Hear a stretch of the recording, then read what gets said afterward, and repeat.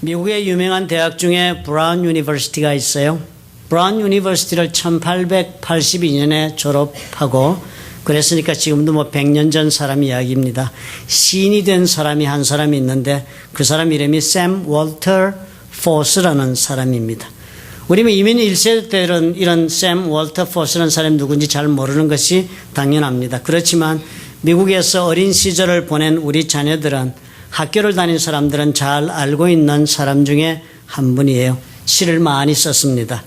그리고 이분이 쓴 시 구절 중에 하나는 미 공군 사관학교의 생도들을 격려하기 위한 경구로 학교의 그 대리석 벽에 2003년도까지 새겨져 있기도 했었습니다. 유명한 분이에요. 이분이 쓴 시 중에 House by the side of the road라는 그런 시가 있습니다. 제목을 번역해 보면 길가에 서 있는 집, 그런 제목이에요. 내용도 아주 심플하고 그렇습니다. 이렇게 적혀 있어요. 전체가 5구절인데 첫째 구절이 이렇습니다. 자기 만족의 자리로 물러가서 은둔해 사는 영혼들이 있다. 별들과 같이 홀로 떨어져서 친구 없는 창공에서 사는 영혼들도 있다. 길도 나 있지 않는 곳을 맹렬히 자신을 불태우며 달려가는 개척자들도 있다. 그러나 나는 길가에 서 있는 집에서 살고 싶다. 그리고 사람들에게, 지나가는 사람에게란 뜻입니다. 그리고 사람에게 친구가 되련다. 둘째 소절이 이래요. 달리는 사람들이 지나쳐가는 길가집에서 살고 싶다. 나처럼 좋은 사람도 나처럼 나쁜 사람도. 나는 그 사람들을 대하여 멸시하는 자리에 앉지도 또한 비웃는 일도 없이 그들에게 친구가 되어주며 길가집에 살고 싶다. 그랬습니다. 사실 이 시를 모르는 미국 사람들은 아무도 없는 것 같아요. 그러니까 사람들이 조크할 때도 고급 조크에도 등장하는 그런 구절인가 봐요. 야구 중계 여러분 하시는 아나운서를 보면 때때로 아나운서들이 굉장히 흥분하지 않습니까? 자기가 좋아하는 팀을 중계하고 있는데 그 팀이 그냥 타자가 나와서 공을 못 치고 멀거니 쳐다보고 자꾸 스트라이크 아웃 당하면 얼마나 열에 받쳐서 중계를 합니까? 어니 하웰도 그랬습니다. 이 야구 중계를 하는 아나운서였는데 어니가요. 피처가 공을 막 던져 넣는데도 타자가 멍하니 공을 쳐다보다가 자꾸 삼진을 먹어버리고 나니까 열에 받쳐서 그랬습니다. 중계를 하다가 아니 타자가 길가에 있는 집처럼 서 있다가 공이 지나가는 것 멍하게 쳐다보기만 하네 하고 가슴이 답답해서 그랬습니다. 여러분 아무도 안 웃을 줄 알았어요. 미국 사람들은 이 내용을 아니까 이 시를 잘 생활화되어 있으니까 얘기하면 아 그거구나 하고 같이 웃지요. 우리 한국에서 사시다 미국 오셔서 우리가 참 지난한 어려운 때를 삽니다. 여러분 요즘 한국 TV 보시다 개그가 저게 왜 우습지 그렇게 생각하시죠? 뭐 저만 그런지 모르겠습니다. 한국 것이 더 이상 우리는 웃음을 선사하지 못해요. 미국 코미디 보면 또 이건 왜 저렇게 웃고 야단이야? 그래서 저 사람들은 웃는 게 진짜가 아니고 아마 웃는 소리를 녹음으로 들려주나 이런 생각도 하지 않으셨는지요. 우리 교회에 계신 분들은 오늘 웃으시는 처음 봐 제가 너무 행복합니다. 오늘 사실은 제가 설교하기 전에 그런 생각에 우리 교인들은 어떤 모습으로 앉아 계시냐. 다 순교하시려고 준비하신 것 같다. 삶의 짐이 너무도 무거워서 짐을 지신 얼굴이요. 조금만 건드려봐 나 순교할 거야 이런 표정으로 앉아 계시거나 아니면 순교시켜 버릴 거야 하고 앉아 계시거나 둘 중에 하나신 것 같아요. 샘 월터 이 포스라는 사람이 이 시를 쓰게 된 데는 나름대로의 체험이 있었다고 합니다. 뉴 잉글랜드 동부에 있는 도시죠. 시골 있는 타운이 주죠. 뉴 잉글랜드의 시골길을 이 포스가 어느 날 하이킹을 하고 있었습니다. 그 하이킹 트랙이 25마일 거리였습니다. 그런데 이제 막 24마일 지점까지 걸어왔는데요. 마지막 1마일을 남겨두고는 도대체가 이제는 지쳐서 더 걷지를 못하겠다 싶어서 포기를 하기로 했습니다. 길가에 서서요. 지나가는 웨이건이라도 있으면 히치하이킹이라도 해야겠다 그렇게 생각하고서는 한참을 땡볕에 서서 기다렸는데 웨이건이 한 대도 나타나지를 않았습니다. 뭐 이러저니 이러고 서 있는 것보다는 차라리 저기 나무 밑으로 가서 그 그늘 아래 조금 쉬었다 가야지 그런 생각을 하고 갔습니다. 나무에 다가갔더니요. 거기에 조그만 사인이 하나 붙어 있는 것입니다. 기록되어 있기를요. 담장 안쪽에 시원한 샘물이 있습니다. 목이 마르면 마시세요. 이렇게 적혀 있는 거예요. 그래서 적혀 있는 대로 포스는 가서 목도 말랐고 피곤했으니까 샘물을 퍼마셨습니다. 그러면서 보니까요. 아니 또 다른 사인이 근처에 놓여 있는 벤치에 붙어 있는 것입니다. 앉으세요. 피곤하면 쉬어가세요. 그렇게 되어 있는 것이에요. 그래서 가서 앉았습니다. 앉아서 보니까 앞에 광주리가 하나 있는데 거기에 사인이 하나 붙어 있습니다. 사과를 좋아하시면 하나 드세요. 그래 먹었습니다. 조금 있으니까 한 노인이 나타났어요. 그래서 포스가 궁금하니까 이 도대체 어떻게 된 영문인가 하고 물어보았습니다. 그 노인이 대답해, well, 우리한테 샘물이 흘러가고 있잖아요. 목마른 여행자들이 마실 수 있으면 좋겠다. 그렇게 생각했습니다. 또 그러고 보니까 이곳은 잠시 앉아 쉬기에 좋은 장소라는 생각이 들었습니다. 그랬는데 어머니가 다락방에 쓰지 않은 오래된 버려둔 벤치가 하나 있지 않냐 그렇게 알려주셔서 그것을 여기 갖다 놓았습니다. 올해는 우리 식구가 먹고도 남는 많은 사과가 열렸어요. 누군가가 나누어 먹을 수 있다면 만족스럽겠다 싶었습니다.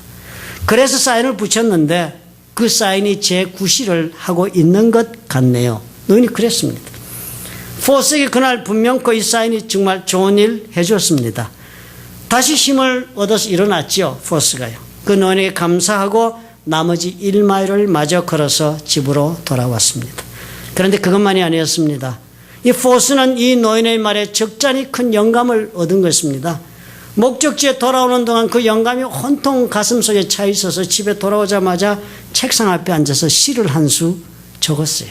그것이 바로 House by the side of the road, 길가의 선집이라는 글이었습니다. 5구절째 마지막 구절은 이렇게 끝이 납니다. 인생들의 경주가 지나쳐 가는 것을 볼 수 있는 길가에 서 있는 집에 살고 싶다. 좋은 사람, 나쁜 사람, 약한 사람, 강한 사람, 지혜로운 사람, 어리석은 사람, 모두가 다 나 같은 사람들. 무슨 까닭에 저들을 멸시하고 무슨 까닭에 비웃는 자리에 앉을 필요가 있을까? 길가에 서 있는 집에 살면서 저들의 친구가 되기를 원하노라. 이렇게 적었어요. 어느 이름 없는 노인이 붙여놓은 팻말이었잖아요. 자신들이 가지고 있는 것을 좀 나누고자 한 그 배려였습니다. 그것이 어떤 결과를 만들었어요. 포스의 영혼의 깊은 곳을 흔들어 놓았을 수 있을 만큼 그런 의미가 있었다는 것, 이거 이해가 되어야 합니다. 이렇게 조그만 것이라 할지라도 베풀려면 그것이 그냥 되지가 않지 않습니까? 여러분 베풀어 보셨지요? 마음의 여유가 있어야 가능하지 않습니까? 그뿐 아니라 아직도 1마일, 마지막 1마일을 남겨두고서 사투를 벌리는 사람, 그래서 너무나 지쳐서 이제는 포기할 수밖에 없다 하는 그런 영혼의 수고로움을 이해할 수 있어야만 우리는 나누는 정신을 소유할 수 있습니다. 이래봐야 아무 소용이 없다. 그런 생각 들지 않아요? 어차피 뭐 내가 만든 문제가 아니잖아. 너 인생의 네 짐이잖아. 아니면 뭐 이래 나가 이렇게 한다고 무슨 큰 도움이 되겠어. 문제가 저렇게 큰데 근본적으로 해결이 되지 않는데 무슨 낭비야. 이렇게 우리가 생각하게 되니까 우리는 나누지 못하고 마는 것입니다. 나누며 사는 정신, 이것이 세상을 다르게 할 수 있어요. 아니 더 구체적으로 우리가 말한다면 세상에서 씨름하며 살아가는 영혼들에게 위로와 세임을 줄 수 있다는 것입니다. 마지막 1마일을 지쳐서 주저앉은 사람을 이렇게 세워줄 수도 있는 힘이 나눔에서 나온다는 사실을 여러분 우리가 깨달을 필요가 있습니다. 바울이 오늘 빌립보서 마지막이에요. 빌립보서 우리 한여름 동안 쭉 공부해 왔는데 끝부분입니다. 그 끝부분에서 유독 참으로 희한하게도 바울은 다른 어떤 신앙적인 교리적인 이야기보다도 이 나눔에 관하여 글을 적으면서 마무리 짓는다는 것이 놀랍지 않습니까? 4장 10절이 그렇게 말씀하지 않아요. 내가 주 안에서 크게 기뻐함은 너희가 나를 생각하던 것이 이제 다시 싹이 나미니 너희가 또한 이를 위하여 생각은 하였으나 기회가 없었느니라. 기쁜 마음을 표시합니다. 빌립보 교인들에게 내가 크게 기뻐한다. 내가 크게 기뻐한다 그러면서 이번에도 바울은 내가 주 안에서라고 분명하게 적고 있습니다. 어떤 개인적인 사사로운 이해관계 때문에 기쁜 것 아니고 또 인간적으로 우리가 서로 멀고 가까운 것 그런 관계 속에서 일어나는 일 때문에 내가 크게 기뻐하는 것이 아니라 분명하게 못을 박습니다. 주 안에서라는 엄숙한 단서가 붙었습니다. 바울이 하는 말이 그렇지 않아요? 자기는 주 안에서 사는 사람으로 오늘 이 이야기를 하겠다는 것입니다. 내가 주 안에서, 다시 말해서 모든 것을 나는 주께 의지하고 사는 사람으로서 또 그리고 모든 일에서 나는 나의 뜻으로는 하나도 아니고 모든 것이 주의 뜻 가운데서 내가 순종하고 복종하며 그 인도하심에 따라 살기로 결단한 나로서 나는 그런 자리에 있는 사람으로서 이 일을 기뻐하게 되었다는 것입니다. 그리고 그렇게 기뻐하게 된 일이 무엇이라고 했습니까? 너희가 나를 생각하던 것이 이제 다시 싹이 났기 때문이다 합니다. 옛날에 그랬는데요. 그리고 사라진 것 같은데 다시 또 생각을 시작하는 싹이 보이니까 기쁘다. 바울이 그렇게 이야기를 하고 있잖아요. 그 이후의 글을 우리가 오늘 읽었지 않습니까? 바울이 얼마나 감격해서 글을 적어 나갔습니까? 사실 이 바울이 하고 있던 일은 우리가 잘 아는 일입니다. 하나님의 일이었습니다. 선교지를 다니는 일이었습니다. 복음을 전하는 일이었고 그리고 교회를 세우고 영혼들을 구원하여 새로운 생명을 얻게 하고 연약한 영혼들에게 셈을 얻어 인생을 보람있고 의미있게 살아서 하나님의 자녀다운 삶을 이룰 수 있도록 하는 일, 그 일을 하는 것이 바울의 일이었습니다. 사도행전 여러분 읽어보시면 어때요? 사도 바울은 적어도 3번에 걸쳐서, 적어도입니다. 적어도 3번에 걸쳐서 그 넓은 터키 땅 다 다녔어요. 그리고 마게도니아 북부 그리스 땅입니다. 그리고는 그리스 땅 전역을 적어도 3번에 걸쳐서 돌아다니면서 선교를 했습니다. 전역을 돌았어요. 그리고 이제는 어떻게 됐습니까? 로마의 영의 몸으로 붙잡혀 갔습니다. 그래서 가택연금 상태에 있으면서 이 편지를 빌립보 교인들에게 쓴 것으로 추정이 되는 것입니다. 뭐 여행을 해보셔서 여러분 잘 아시겠지만 집을 떠나면 곳곳에서 필요한 것이 돈입니다. 밥 한 끼 사 먹으려고 해도 그렇잖아요. 물 한 잔 마시려고 해도 그렇습니다. 그리고 숙소를 얻어 자야 하는 것도 그렇고 교통편도 그렇습니다. 이런 여행의 조건은 2000년 전이나 지금이나 그 수단은 달라졌지만 돈으로 지불해야 하는 조건은 변한 것이 없습니다. 로마에서 가택연금의 상태에 있는 동안에도 바울은요, 이 로마법은 그랬습니다.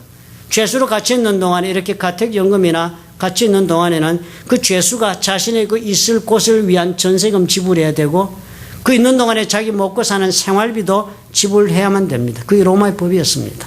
정부에서 해주지 않았어요. 빌립보 성도들이요, 마음의 속에 늘 생각은 하고 있었던 것을 바울은 잘 알고 있었습니다. 어떻게든지 바울을 경제적으로 늘 도와주려고 했던 빌립보 교인들을 기억한다고 얼마나 많은 이야기했습니까? 하나님이 일을 하는데 내가 무슨 보탬이 되어야지 하는 그런 마음 품고 에바프로디도 편에 헌금도 보낸 것 내가 지금도 풍족하게 받았다고 그랬습니다. 그런데 그것으로 끝난 것이 아니라 이제 또 너희들 가운데 다시 싹이 나는구나 소식을 들으니까 이제 또 다시 물질로 도우려고 헌금을 준비하고자 하는구나 하고 바울이 말을 합니다. 바울이 대단히 조심스럽게 이 문제를 다루고 있습니다. 사실 주의 종들이요, 돈 문제를 이야기한다는 것은 대단히 예민한 문제가 아닙니까? 그죠? 제가 언제 돈 얘기하는 거 여러분 보셨습니까? 오늘 아마 처음인가 그런 생각이 들어요. 성경이 그 순서에 할 수 없게 말씀하게 하니까 제가 합니다. 자칫 잘못하면 어떻게 돼요? 자칫 잘못하면 제대로 말을 해도 듣는 사람이 오해가 있기 쉽습니다. 그렇죠? 전에 돈 줬더니 또 돈 달라고 저러나 보다 할 수 있고요. 또 자칫하면 잘못 말할 수 있는 것이 되어서 아무리 제대로 들으려고 해도 시험이 들게 되는 경우도 많습니다. 그러다 보면 돈 좋아한다 이런 비난받으면 그것 때문에 복음이 전파되는 것이 방해를 받기 때문에 대단히 어려운 것입니다. 그러니까 바울이 어떻게 해요? 바울도 똑같은 사람이죠. 대단히 어려운 입장이니까 이 모든 비난의 가능성에 대해서 먼저 바울은 정확한 자기의 의견과 입장을 피력합니다. 오늘 보니까. 그렇게 적지 않았어요? 11절에 내가 궁핍함으로 말하는 것이 아니다. 단호하게 얘기합니다. 지금 바울이 뭐 로마 감옥에 갇혀 있으니까 사는 꼴이 그렇겠지. 너희도 그렇게 생각하지 말으라는 거예요. 내가 그래서 궁핍해서 말하는 것 아니다. 어떠한 형편에든지 내가 자족하기를 배웠다. 나는 보통 문제가 사람이 아니다. 이 경제적인 문제에서는. 어떤 입장에 가더라도 나는 스스로 self-content, 내 자신이 만족하며 사는 법을 터득한 사람이다. 자신을 설명합니다. 사실 그렇지 않아요, 바울이요? 바울은 이 사람 보통 이렇게 뭐 그렇게 적당히 어디 굴러다니다가 사도된 사람 아니었습니다. 이 사람 젊은 나이에 출세해서 이스라엘 모든 국민들의 대법관이라 할 수 있는 산헤드린 공회원이 되었습니다. 72명 뽑는 중에 한 사람이었습니다. 그리고는 그 사람은 유명한 선생으로서 많은 휘하의 학자들을 다 건드리고 살았습니다. 사회적으로 명예와 재물과 건강 모든 조건을 누렸던 사람이에요. 가문도 좋았습니다. 그 사람 좋은 거 다 해본 것도 다 경험하고 누릴 거 다 누려보았던 사람으로 지금 이 자리에 있으면서 하는 말이니까 크레딧 줄 수가 있지요. 내가 궁핍해서 말하는 것 아니다. 내가 지금 궁핍해서 헌금이 필요해서 이 말을 당신들에게 꺼내는 것이 아니다 하면서 바울이 뭐라고 얘기를 전개합니까? 나는 어떠한 형편에서든지 자족하기를 배웠다. 그리고 설명을 이렇게 이어갑니다. 내가 비천에 처할 줄도 알고 풍부에 처할 줄도 안다. 비천하게 처했다고 막 비참해하고 부족하다고 몸부림치고 그렇게 하지 않는다는 거예요. 비천에 처하면 처한 대로 지혜롭게 살 방법도 알고 풍부에 처한다고 또 막 자만하고 나태해지고 그러지 않는다. 모든 일에 배부르고 배고픔과 풍부와 궁핍에도 일체의 비결을 배웠다. 알고 있다는 거예요. 사는 법을. 그러면서 뭐라 그러십니까? 4장 13절에 그 유명한 말씀을 해요. 내게 능력 주시는 자 안에서 내가 모든 것을 할 수 있다. 사실 이 말씀이 그러고 보니까 무슨 뜻이에요? 내게 능력 주시는 안에서 내가 막 불가능한 일을 할 수 있다는 뜻이 아니지요. 우리 주께서 나에게 능력을 주심으로 내가 부유할 때나 가난할 때나 배부를 때나 배고플 때나 그때 내가 다 우리 주님이 주신 능력을 주셔서 내가 다 감당하고 살아나갈 수가 있다. 내 걱정해서 하는 것 아니다. 내가 돈이 필요해서 부족한이 있어서 그래서 그러던 참에 너희들 소식을 들으니까 내가 그만 좋아서 이러는 것 아니다. 그러면 14절에 이렇게 말씀해. 그러나 너희가 내 괴로움에 함께 참여하였으니 잘하였도다. 잘하였도다 여러분 영어로 보니까 재밌게 써놨어요. It was good of you 그랬습니다. 너희들에게 좋은 일이다 그랬습니다. 세상에 헌금을 받으면 누가 써요? 바울 자기가 쓰잖아요.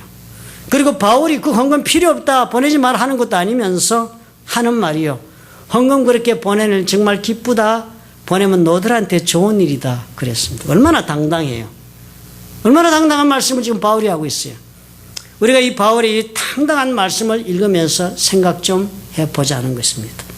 오늘 우리는 예수 믿는 사람으로 하나님의 자녀로서 우리에게는 어떤 나눔의 삶이 요청되고 있는가? 고상하게 말하면 그런 거죠. 뭐 원색적으로 얘기하면 헌금 생활 어떻게 하는 것이 과연 성경적이라고 가르치고 있는가 한번 살펴보자는 것입니다. 이번 주일에는 먼저 왜 나누어야 하는가 이것만 살펴보십시다. 너무 기니까요.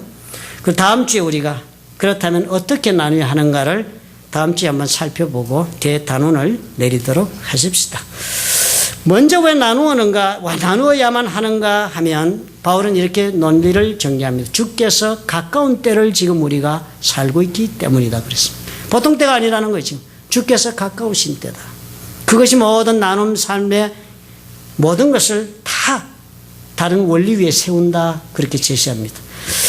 오늘 읽은 이 성경 구절 여러분 빌립보서 이것을 보시면요. 크게 보면 오늘 읽은 이 문단은 빌립보서 4장 4절로부터 4장 20절까지 긴 문단 속에 큰 문단 속의 한 부분입니다. 그래서 전체를 제어하고 있는 구절이 4장 4절과 5절입니다. 그것이 전체의 해석에 도움이 돼요. 4장 4절과 5절이 그랬습니다. 주 안에서 항상 기뻐하라. 내가 다시 말하노니 기뻐하라. 너희 관용을 모든 사람들에게 알게 하라. 주께서 가까우시니라. 이 구절이 틀이 되는 것입니다. 주께서 가까우시니라. 그래서 관용을 베풀어야 한다. 이 말씀이 중요합니다. 주께서 가깝다는 말은 시간적으로 주께서 다시 오실 그때가 가깝다고 이해해도 되겠습니다. 그러나 그렇게 이해를 하면 너희 관용을 모든 사람에게 알게 하라. 즉 주께서 이제 곧 오실 테니까 이제 주께서 오시면 모든 이 땅의 수고람이 다 끝나고 주께서 심판의 주로 오셔서 이 땅에 살아간 모든 사람들을 행위에 따라 믿음에 따라 심판하실 테니까 하나님의 자녀들아 그런 주가 이제 곧 오실 테니까 너희들 세상 모든 사람들에게 관용을 베풀어야 한다. 그렇게 말씀한 것으로 이해할 수 있습니다. 그리고 또 주께서 가깝다 하는 말씀을 우리가 공간적으로 이해한다면 지금 내가 있는 곳과 가까운 곳에 주님이 계신다 이렇게 이해하면 그렇게 되겠죠. 지금 가까운 곳 주님 계시니까 우리와 함께 가까운 곳에 지금 주께서 계시니까 우리는 주님 앞에서 주의 임재하심 앞에서 지금 살아가고 있다는 말과도 같습니다. 그러면 어떻게 해요? 우리가 다 그런 주님 앞에 오늘날 자비와 긍휼을 통한 관용을 입고 오늘 살았으니까 주의 그 임재하심 앞에서 사는 우리도 이번 만큼 남에게도 관용을 베풀며 살아야 마땅하다. 성경 그렇게 가르쳐주고 있는 것입니다. 그것이 원리라는 거예요. 그 나눔의 그것이 철칙이 된다. 그것이 나눔의 헌법 1조 1항이 되는 것입니다. 하나님이 다스리는 사람, 또 하나님께서 다스리는 나라에 사는 사람, 하나님의 은총을 입은 사람, 그런 사람들은 하나님 말씀하세요. 언제나 남에게 베푸는 것을 중요한 신앙생활의 한 조건으로 삼고 그것을 요구하셨다는 것을 우리는 구약 성경을 통해서 너무나 자세하게 적나라하게 볼 수 있습니다. 하나님은 언제나 그러지 않으셨어요? 우리 하나님? 구약 여러분 읽어보시면 우리 하나님은 언제나 압제받는 사람의 편이었습니다. 우리 하나님은 언제나 병든 자를 긍휼히 여기시는 마음을 가지신 하나님이셨습니다. 우리 하나님은 언제나 가난한 자의 편에 서셨어요. 우리 하나님은 언제나 자격 없는 모든 사람들에게 자비와 긍휼을 베푸시는 그런 분이실 뿐 아니라 하나님을 믿는 모든 백성들의 우리 하나님은 그것을 요구하셨습니다. 그런 나를 본받아 나의 아들 되는 예수 그리스도의 그 마음을 본받아 너희들도 자비와 긍휼의 삶을 살아야 한다 요구하신 것이 성경이 우리에게 가르쳐준 삶의 모습입니다. 그래서 구약시대의 사람들은요, 가장 중요한 신앙생활 중에 하나가 가난한 자를 위하여 구제하는 것이었습니다. 하나님 앞에 나가서 제사 드리는 것은 1년에 한 번 하면 됐습니다. 그러나 가난한 자의 구제는 언제나 생각날 때마다 하도록 요구했습니다. 즉 가난한 자를 위해 구제하는 게 뭐예요? 내가 가지고 있는 나누어주는 것, 헌금을 내어 도와주는 것을 이 사람들은 신앙의 제일 큰 의무로 알고 살았습니다. 나중에 바울이 이방인들의 복음 전하면서 돌아다닐 때 가장 큰 문제가 뭐였습니까? 이방인들은 이스라엘 사람들과는 다른 문화권 속에 살았잖아요. 신앙의 뿌리가 다르니까. 유대인들을 통해서 예수 그리스도를 믿는 도가 생겨서 그렇게 복음을 전하긴 됐지만 이방인들은 이 헬라 문화 속에 살던 사람들이니까 유대인들과는 다른 것이 유대교 신앙의 전통을 전혀 이해하지 못했습니다. 아브라함을 통해서 받은 할례라든지 혹은 또 모세를 통한 율법에서 요구하는 정결례라든지 이런 법들에 관해서 이방인들은 아무 관심도 없고 그것이 뜻하는 바도 몰랐습니다. 유대인들은 그것이 무척 중요했습니다. 그것이 신앙의 기초가 되었고 예수님 오시게 된 기반이 되었으니까요. 그래 이미 이제 예수님 오셨으니까 예수를 믿고 구원받아 하나님의 자녀가 되는 그 대명제가 성취되어 주어져 있으니까 더 이상 유대 종교의 전통은 다른 사람들에게 강요할 필요가 없는 항목이 됐습니다. 그런데도 불구하고 어떻게 해요? 이방인들한테 가서 바울이 복음을 전하 교회를 세우고 헬라 문화권에 있는 비유대인들이 예수를 믿다 보니까 예루살렘에서 많은 또 새로운 유대인들이 예수 믿고 교회로 또 들어오는 것입니다. 와보니까 깜짝깜짝 놀라는 거예요. 이거 예수 믿는다 하면서 지금 이 짓거리들이 뭐냐? 할례도 안 받고 정결례도 행하지 않고 그러면서 무슨 신앙생활이야? 이러면서 분란이 교회마다 크게 일어났습니다. 이방 교회들마다. 필요 없지 않은 분란인데 이쪽은 유대교 전통에 살았으니까 당연하고 이쪽은 생소하니까 놀랍고 이래서 갈등이 컸습니다. 그래서 바울이 이 문제 때문에 예루살렘을 찾아가지 않을 수 없었어요. 너무 교회가 소란스럽지고 괴로우니까 찾아가서 많은 사도들과 함께 대토론을 벌립니다. 이 할례라든지 정결례 이런 것 유대인들에게 마땅히 요구될 수 있는 것이지만 예수 믿는 새로운 헬라권 문화 이방인들이 이거 요구할 까닭이 없다. 신학적인 근거가 없다고 대토론을 벌립니다. 베드로가 바울을 도와주었어요. 대토론을 끝난 다음에 그 기록을 보니까 사도행전 15장 13절에 이렇게 기록되어 있습니다. 말을 마침에 야고보가 대답하여 야고보 예수님의 젖동생 친동생이 사도로 있었습니다. 그리고 그 야고보가 마지막 결론을 내주는 것입니다. 설왕설래하고 지켜야 한다 말해야 한다 할래 해야 된다 어쩐다 그래서 야고보가 이렇게 대답을 해요. 형제들아 내 말을 들으라. 그러므로 내 의견에는 이방인 중에서 하나님께로 돌아오는 자들을 괴롭게 말자. 자꾸 할례받으라 이런 얘기 하지 말자. 다만 그러나 한 가지는 우리 요구하자. 우상에 더러운 것과 음행과 목매어 죽인 것과 피를 멀리하려고 그렇게 편지하는 것은 가하다.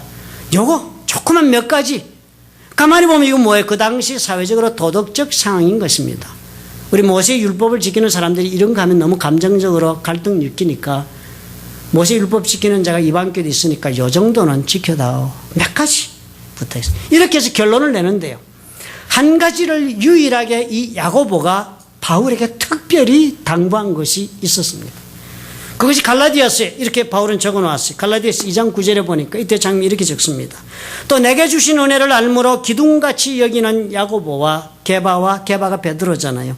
야고보와 베드로와 요한도 나와 바나바에게 교제의 악수를 하였다. 그래도 좋다. 바울에게 허락하는 악수를 했어요. 우리는 이방인에게로 저희는 할례자에게로 가게 하려. 우리는 이방인에게 복음 전하니까 다른 에레나, 다른 지금 그 경기장에 있는 것이고 이 사람들은 이 유대인들을 할례자들에게 복음 전하. 우리가 다른 것으로 그래 나눠지니까 그렇게 하기로 서로 약조했다는 것입니다. 그러고서 10절에 이렇게 바울이 적어요. 다만 우리에게 가난한 자들 생각하는 것을 부탁하였다. 야고보가요. 할례를 안 해줬다, 정결 안 해줬다. 그렇지만 음행 뭐 이런 거 처음에 도덕적으로 갈등내고 몇 가지 하지만 내가 꼭 한 가지만 바울 사도요. 내가 당부하노니 우리에게 가난한 자들 생각하는 것. 바울이 그랬다는 바울 당신에게 가난한 자들 생각하는 것을 부탁합니다. 그랬더니 바울이 그렇게 이것을 나도 본래 힘써 행하노라. 바울도 예전부터 이렇게 했다는 거죠. 오늘 읽은 이 빌립보서 4장 5절에 기록한 대로 너희 관용을 모든 사람에게 보이라 하였는데 이 관용이란 단어의 뜻도 그렇습니다. 법에 따라 무조건 주장하지 말라는 거예요. 벌을 줄 수 있다고 막 벌 주고 이렇게 하지 않는 거. 그게 관용을 보이는 거예요. 정상을 참작하는 마음이 관용을 보이는 거예요. 또 모자란 이에게 뭘 베푸는 것을 뜻합니다. 그러니까 다른 표현은 보모, 아이들 키우는 보모 있잖아요. 부모가 아이를 돌보듯이 그렇게 부드럽게 대해주는 것을 관용이랍니다. 부모가 아이들 볼 때 뭐 그렇게 어떻게 합니까? 가만히 헤아려 보잖아요. 뭐가 필요한가 보고 필요한 거 다 챙겨서 주잖아요. 그죠? 뭐 똥오줌만 갈아주고 밥만 먹입니까? 아니잖아. 아이들 세심하게 그 필요를 미리미리 챙겨주잖아요. 또 부모가 자녀를 생각하듯이 그렇게 하라. 부모가 자녀 생각하듯이. 그런 뜻이 관용의 뜻입니다. 예수 그리스도께서 이 세상에 와서 사셨던 모습이 어때요? 바로 이 관용의 모습 아니었습니까? 이 관용이라는 것은 자격 유무를 논하지도 않습니다. 행실의 여부를 묻지도 않아요. 모든 사람에게 자비와 긍휼을 베푸는 것이 관용입니다. 왜 그렇게 했나요? 하나님을 알리시기 위해서 그런 것입니다. 많은 영혼들이 그래서 하나님은 이렇게 관용의 하나님이시구나. 나 같은 사람도 우리 하나님 앞에 가서 의지할 수 있구나. 나 같은 사람도 하나님 앞에 가면 우리 하나님은 나를 마다하지 않으시고 받아주시겠구나 하는 것을 알도록 하기 위해서 우리가 그런 방법을 살아라 라고 주께서 우리에게 당부하신 방법이 관용의 삶이었습니다. 그래서 이스라엘 사람들이 언제나 가난한 자를 돌보는 것이 신학의 가장 큰 의무였습니다. 성전이요. 제사 드리러 성전에 들어가지 않아요. 거기 가면 쭉 안에 들어가면 성전 뜰 안에 들어가면 제일 중심에 있는 것이 제단입니다. 거기에 자기 가져온 재물을 죽여서 제사 지는 제단입니다. 그러나 그 제단에 이르기 훨씬 전에 성전에 들어가면요. 가장 먼저 눈에 띄는 것, 가장 내가 피하지 못하고 만나야만 하는 것이 하나 있습니다. 성전에 함이 하나 있어요. 큰 상자가 하나 있습니다. 그 이름이 긍휼의 함, 그렇게 이름 붙여 있습니다. 하나님 만나러 오는 모든 사람이 제일 먼저 만나는 것이 긍휼의 함입니다. 그 긍휼의 함은요, 성전에 오는 사람은 올 때마다 나누기 위한 것을 가지고 와서 담으라 하는 것이었습니다.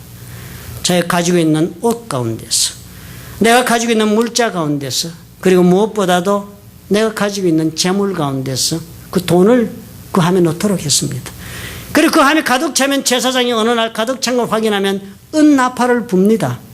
은나팔을 크게 불면 온 성중에 있는 가난한 자들이 그 나팔 소리를 듣고 올라가서 제사장이 그 나누어주는 긍휼의 함 속에 들어있는 나눔의 물건들을 배급받는 것입니다. 바울이 그 약속을 받아들였다는 것입니다. 나도 가난한 자 생각하기를 이렇게 제일로 중요한 것으로 알고 본래 나는 그렇게 힘썼다. 그리고 앞으로 나도 그렇게 하겠다고 약속했다는 것입니다. 약속했다. 그 바울이 선교여행을 다니지 않아요? 마게도니아로 그리스 땅에 교회들을 많이 세웁니다. 오랜 세월 다녔습니다. 그러는 중에 예루살렘 일대에 큰 흉년이 들었습니다. 예루살렘만 든 게 아니고 온 로마 전역에 그 팔레스타인 저쪽 동쪽으로 다 들은 것 같아요. 사도행전에 그 기록이 나옵니다. 11장 28절에 보면 그 중에 아가보라는 한 사람이 일어나 성령으로 말해. 아가보 보면 선지자예요. 하나님의 계시 말씀을 많이 주셔서 예언 많이 한 그런 선지자였습니다. 그 아고보가 성령으로 말하되 계시를 하기를 천하가 크게 흉년 들리라 하고 예언을 했습니다. 하더니 글라우디오 때 그렇게 되니라. 사도행전에 그렇게 적혀 있습니다. 실질적으로 역사적 기록을 보면요, 로마가 이때 4대 황제가 클라우디우스가 로마 4대 황제였습니다. 그런데 그때 대단히 기근에 빠졌습니다. 이 기근이 들어가지고 한 번도 두 번도 아닌 4번에 걸친 그런 극심한 흉년이 일어나서 온 지역 경제가 파탄에 빠지고 많은 사람들이 굶어 죽게 된 그런 때였습니다. 그래서 바울이요, 그런 상황을 보고 마게도니아와 그리스 지역에 있는 자기가 세운 교회들에게 당부를 한 것입니다. 예루살렘 교회와 성도들을 구제하기 위해서 우리가 헌금을 모아야 한다. 그리고 교회는 기꺼이 그 바울의 부르심에 응했습니다. 헌금은 쉽게 모아지지 않잖아요. 예나 지금이나 우여곡절 끝에 헌금을 모은 것이 고린도후서 8장 9장에 잘 기록되어 있습니다. 바울이 다시 예루살렘에 갈 이유가 없었습니다. 왜냐하면 예루살렘에는 이 바울에게 대적하는 수많은 유대인들이 있었기 때문에 가서 목숨을 구하기 어려운 것이 예루살렘은 누구나 다 알았습니다. 바울이 로마서에서도 밝혔던 것처럼 바울에게 있어서 일생 최대의 꿈은 자기가 로마로 가는 것이었습니다. 로마서 1장 10절에 보면 이렇게 바울이 적고 있어요. 어떠하든지 이제 하나님의 뜻 안에서, 하나님의 뜻이 자기가 로마 가는 게 있다고 믿었어요. 왜냐하면 나중에 보아도 알지만 그 당시 로마 제국의 끝은, 세상 끝은 스페인 서바나로 알고 있었습니다. 그러니까 우리 주 예수께서 하늘나라 올라가시 뭐 당부하셨어요? 모든 사람들에게 땅끝까지 가서 복음 전하라 그랬으니까. 바울이 터키와 마게도니아, 그리스 땅에 복음 다 전했지만 여기가 끝이 아니니까 주께서 내게 당부하신 일, 땅끝까지 가서 복음 전하는 거 어디까지 가야 돼요? 서바나 가야 하니까. 그것이 바울의 꿈이었습니다. 서바나 가려면 로마를 거쳐서 가야 하겠다. 이제 하나님의 뜻 안에서 너희에게로 나갈 길, 좋은 길 얻기를 구하노라. 로마인들에게 그렇게 말했습니다. 그러면 형제들아, 로마 사람들에게 지금 쓰면서요, 내가 여러 번 너에게 가고자 한 것을 너희가 모르기를 원치 않는다. 내가 참 많이 애썼다 가려고. 그래 못 갔나 봐요. 그렇죠?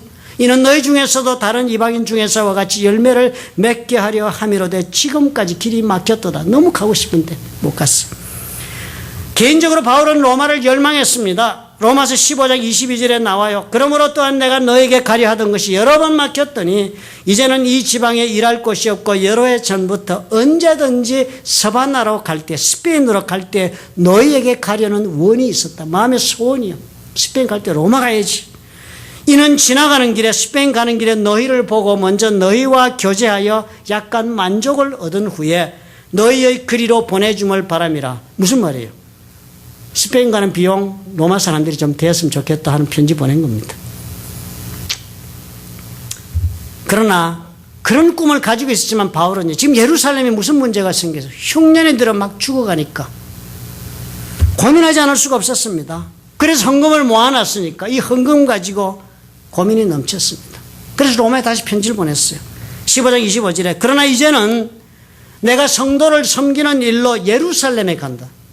이렇게 가고 싶은 로마를 놔도 이제는 내가 성도 섬기는 일로 예루살렘에 가노니, 가는 이유를 설명합니다. 마게도니아와 아가야 사람들, 아가야가 그리스 반도의 지역이거든요. 마게도니아와 아가야 사람들이 예루살렘 성도 중 가난한 자들을 위하여 기쁘게 얼마를 동정하였습니다. 헌금을 모은 거예요. 굶어 죽는다니까. 저희가 기뻐 사였거니와 또한 저희는 그들에게 빚진 자들. 이 마게도니아 그리스 왜 이렇게 헌금을 모았냐면 예루살렘 성도들에게는 빚진 자니까. 왜 빚을 졌어요? 만일 이방인들이 그들의 신령한 것을 나눠 가졌으면, 예루살렘의 믿음을 전수받았잖아요. 이방교회가. 그 빚진 거예요. 그런 것을, 신령한 것을 얻어 가졌으니까 이제는 육신의 것으로 그들을 섬기는 것이 마땅하다. 그래서 내가 이걸 가지고 가야 된다. 예루살렘에. 로마 그래서 포기한다 그랬습니다. 그럼 그랬습니다. 그래도 로마 가고 싶으니까요. 그러므로 내가 이 일을 마치고 이 열매를 저에게 확증한 후에 너희에게를 지나 서바나로 가리라. 내가 너희 나갈 때 그리스도의 충만한 축복을 가지고 나갈 줄 아노라. 하나님 그렇게 해주시겠지. 그랬습니다. 얼마나 간절했습니까? 바울이 지금 이 복음 전하면서 이 사건들 있었던 때가 이런 마음을 먹고 막 이렇게 한 거, 로마서를 쓸 때는 썼지만 실제로 자기가 겪었던 이 일들은 고린도에 있을 때 발생한 일들이었습니다. 여러분 지도를 보시면 아시겠지만 고린도는 그리스 남단에 있고 이스무스 해협 거기에 고린도가 놓여 있습니다. 그 반도의 서쪽 편에 있는 항구 도시입니다. 그리고 거기 6마일 동쪽 편에 겐그레아라는 항구가 있습니다. 지금은 거기 운하가 뚫려서요. 남단 이렇게 이스무스를 돌지 않고 배가 여기서 그 운하를 거쳐서 바로 저쪽으로 이스무스 해협을 통과해가지고 이태리로 직접 갈 수 있게 되어 있습니다. 그리고 그 당시는 6마일밖에 안 되니까 운하파는 기술도 없고 하니까 도로를 깔았습니다. 그래서 겐그레아 동쪽 항구에서 배를 들어 올려서 땅으로 레일을 놓고 밀고 가서 6마일 밀고 가서 고린도 항구에서 내려서 그곳에서 저쪽 서쪽으로 항해를 하도록 그렇게 했습니다. 그 당시 바울이 살 때. 그러니까 이 고린도에서 어떻게 매일 바울은 보는 거예요. 로마로 가는 배를 보는 거예요. 로마로 얼마나 가고 싶어 했겠습니까? 나의 삶을 바친 내 주 예수 그리스도께서 마지막 땅 끝까지 복음을 전하고 로마만 가면 서만나라 가서 이제 완성할 수가 있겠다는 열망 때문에 매일 보는 거예요. 고린도에 떠나는 배를 보면서. 그러면서 어떻게 마음을 접는 것입니다. 이번에는 못 간다. 이번엔 못 간다. 이 헌금 전해주러 예루살렘에 가야 한다. 갱그레에서 이 사람 배 타고 시리아로 가서 예루살렘 내려갔습니다. 그래서 사건을 당했잖아요. 그런데 그때 갱그레에서 바울이 이렇게 승언을 해요. 사도행전 18장 18절입니다. 그 항구입니다. 바울은 더 여러 날 유하다가 형제들을 작별하고 배 타고 수리아로 떠나갈세. 떠날 때요. 브리스길라와 아굴라도 함께 하더라. 친한 친구도 같이 있었습니다. 바울이 일찍 소원이 있으므로 오래전부터 마음에 하나님 앞에 가진 소원이 있었다. 주여 이것만 이루어 주신다면 하는 소원이 있었어. 그 소원이 있어서 겐그레아에서 머리를 깎았더라. 예루살렘을 지금 헌금 가지고 가기 전에 이 사람은 왜 갑자기 갱그레아에서 하나님 앞에 소원 기도하면서 그의 무릎 꿇고 머리까지 삭발하고 기도했겠어요. 모든 마지막 목표를 눈앞에 지금 보면서도 그것을 선택하지 못하는 안타까움, 그리고 어쩌면 영원히 그것은 내가 다시 선택할 수 있는 기회가 오지 않을지도 모른다는 두려움, 그런 것 때문에 이 사람 갱그레에서 머리 깎고 소원 기도하고 그리고 성도들이 주는 헌금을 안고 배를 타고 건너간 것이에요. 그렇게 해서 간 예루살렘에서 이 사람 무슨 일 당했습니까? 억울한 오해를 동족들로부터 사지 않았어요. 감옥에 갇혔습니다. 2년 반 동안이나 제대로 된 재판도 받지 못하고 수치와 수모와 고통 가운데 억울한 세월 2년 반을 보냅니다. 그리고는 풀려나기는커녕 죄수의 몸으로 사슬에 묶여서 본인이 전혀 원하지 않는 모습으로 그토록 가고 싶은 로마에 압송되어서 자유가 없는 몸으로 갔습니다. 바울이 이걸 몰랐겠어요? 다 알고 있었습니다. 사도행전 20장 22절에 보니까 바울이 예루살렘 들어가면서 에베소 지날 때 이런 글을 적었습니다. 보라, 이제 나는 심령의 매임을 받아 예루살렘으로 가는데 저기서 무슨 일을 만났는지 알지 못하노라. 심령의 매임에서 가야 한다는 것 때문에 지금 가는데 저기 무슨 일이 있을지 정말 예측할 수가 없다. 오직 성령이 각 성에서 내게 증거하여 결박과 환난이 나를 기다린다 하신다. 가면 결박과 환난이 기다린다 하시지만, 그러면서 바울이 이렇게 결론을 내요. 나의 달려갈 길과 주 예수께 받은 사명, 곧 하나님의 은혜의 복음 증거하는 일을 마치려 하면은 나의 생명을 조금 더 귀한 것으로 여기지 아니하노라. 예루살렘에 가는 이유가 뭔데요? 돈 전달해주러 가는 것입니다. 우리 입장에 볼 때는. 순수한 구제, 그거 하나가 저 사람의 전부 목적 아니었습니까? 예루살렘 가는 거? 거기는 사도들이 다 해서 복음 전할 필요가 없는 데였어. 그런데도 바울이 그럼에도 불구하고 이 헌금 전달하러 가면서 하는 말이 주 예수께 받은 사명이라고 그랬습니다. 하나님의 은혜의 복음 증거하는 일을 마치려 하는 일에는 이것을 내가 주저하지 않겠다고 그랬습니다. 내 생명도 내어놓겠다. 헌금 전하면서 목숨도 담보 걸었습니다. 대단한 결단 아니에요? 그 말을 들었어요, 사람들. 이 말을 한 후 무릎을 꿇고 저희 모든 사람과 함께 기도했습니다. 다 크게 울었다. 바울의 목을 안고 입을 맞추고 울었어요. 다시 그 얼굴을 보지 못하리라 한 말을 인해 더욱 근심하고 배까지 그를 전송하면서 울었습니다. 무엇 때문에요? 구제였는데, 기껏해야 돈 보내주는 것이었는데요. 당연히 그러나 해야 한다. 이것이 하나님께서 우리에게 원하시는 은혜의 사명을 감당하는 일이다. 그러니까 어떻게 바울이 목숨도 걸고 가야 한다 결정한 것입니다. 왜 그랬습니까? 신앙생활이 바울에게 있어서는 헌금 생활과 동일했습니다. 이제 주께서 가까우신데 주께서 당부하신 대로 우리 삶에 있어서 우리가 받은 것으로 관용을 모든 사람에게 보이는 것이 주께서 원하시는 일이다. 그래야 복음 전파된다. 그래야만 예수를 믿는다. 세상 사람들의 나눔은 하나님의 목적을 위한 의도가 없습니다. 그것도 귀하지요. 세상 사람의 나눔도 고통을 경감시켜 주는 것이니까요. 선한 의도니까 착한 분들이 하십니다. 그러나 우리 예수 믿는 모든 사람들의 구제에는 하나님의 목적이 들어있습니다. 하나님의 복음을 전하는 은혜의 역사를 이루고자 하는 목적이 있습니다. 그래서 바울은 빌립보 교회인데 그렇게 말한 거예요. 그러나 너희가 내 괴로움에 함께 참여하였으니 잘했다. 잘했다. 바울의 괴로움이 무엇인데요? 물질의 부족이 괴로움입니까? 아닙니다. 바울의 괴로움은 복음을 전하는 과정에서 생기는 장애를 통한 괴로움이었습니다. 그런데 성도들이 이 물질을 모으고 다시 헌금한다니까 그것이 바로 너희들이 나의 복음 전하는 괴로움에 동참하는 일이 된다. 복음 전하는 사역과 동일하게 받아들였던 놀라운 의미가 들어있는 것입니다. 빌립보 교인들은 나눔에 있어서 언제나 순수했습니다. 빌립보 사람들아, 너희도 알거니와 복음이 시초에 내가 마게도냐를 떠날 때 주고받는 내 일에 참여한 교회가 너희밖에 아무도 없었다. 바울이 교회 많이 세웠습니다. 그 유명한 교회들이 고린도에도 있고 데살로니가도 있었습니다. 바울이 고린도에서 오랫동안 1년 8개월, 데살로니가서 몇 년 다 복음 전하지 않았습니까? 그렇지만 여러분 읽어보시면 바울이 그동안 뭐 했다고 적혀서 자비량, 사례비 받지 않고 일했다. 생활비 받지 않고 복음 전했다.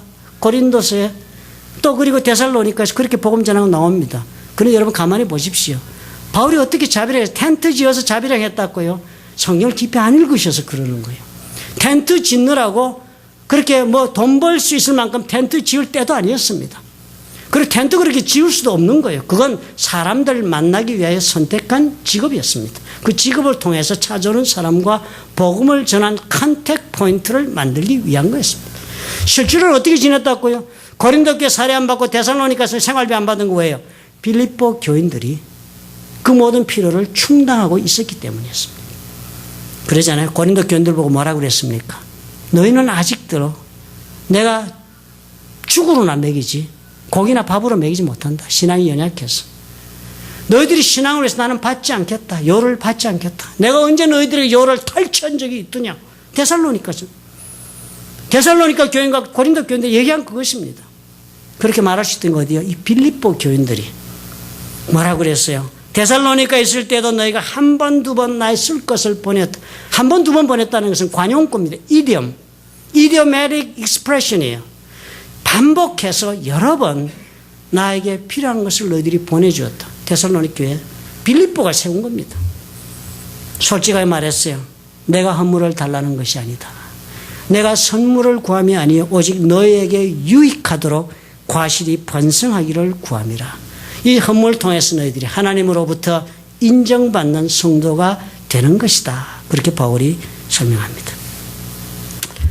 오늘 저와 여러분의 나누는 삶이 어디 위치에 와 있을까? 우리 한번 생각해 보십시다. 관용이 있습니까, 여러분? 아니면 여러 가지 합당한 이유를 가지고 계십니까? 가만히 생각해 보면 우리 집에 흐르는 샘물은 없던가요? 다락방에 남아있던 벤치는 없으십니까? 오늘 거둔 사과는 너무 많지 않아요? 나눌 수 있지 않을까요? 나눔의 삶을 생각해 보는 것이 저와 여러분을 향하신 하나님의 복음의 역사인 것을 믿음으로 받으시기 바랍니다.